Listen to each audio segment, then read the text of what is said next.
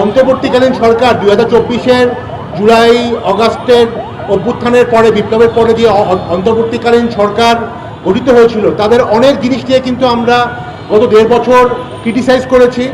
আমরা এখনও অনেক ক্ষেত্রে তাদের ক্রিটিসাইজ করি। অনেক ক্ষেত্রে তারা ব্যর্থ হয়েছে, অনেক সংস্কার করতে পারেনি, অনেক ক্ষেত্রে বিচারও ঠিক করে করতে পারেনি।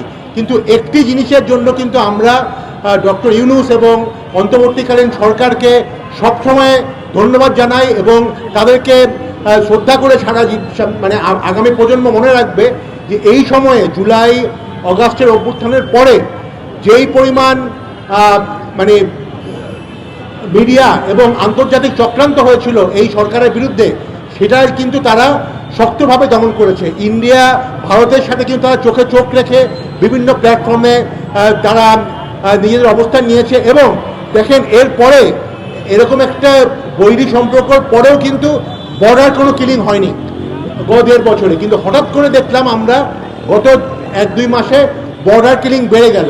এর প্রধান কারণ হচ্ছে আমার মনে হয় যে আমাদের সরকার, ভারত সরকারের, আমি বলছি না এখানে কারোর সাথে কারো শত্রুতা থাকার দরকার আছে, কিন্তু এই ক্ষেত্রে আমাদের নিজস্ব শির দ্বারা শক্ত করে দাঁড়াতে হবে এবং কোনো ধরনের ঘটনা যদি ঘটে সাথে সাথে প্রতিবাদ করতে হবে এবং সেই জায়গাটায় আমাদের অবস্থান নিতে হবে।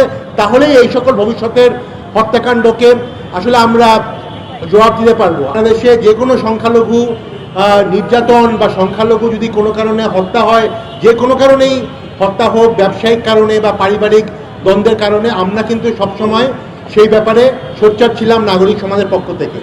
তো আমরা দেখলাম যে আসলে ভারতের পশ্চিমবঙ্গে নির্বাচনের পরে একেবারে সিস্টেমেটিক ওয়েতে কিন্তু ওইখানকার সংখ্যালঘু সম্প্রদায়ের উপরে হামলা হচ্ছে, নির্যাতন হচ্ছে। এবং আরও আশঙ্কাজনক ব্যাপার হচ্ছে যে গত 2 সপ্তাহে বাংলাদেশের 3 জন নাগরিককে ইন্ডিয়ান বর্ডার রক্ষীরা হত্যা করেছে। এবং আমরা মোটামুটি এটা ভাবা যথেষ্ট কারণ আছে যে তারা এটাকে পরিকল্পিতভাবে হত্যা করেছে বাংলাদেশকে দেখিয়ে দেওয়ার জন্য, বাংলাদেশের নাগরিক এবং বাংলাদেশের সরকারকে দেখিয়ে দেওয়ার জন্য। তো আমরা তীব্র নিন্দা জানাচ্ছি।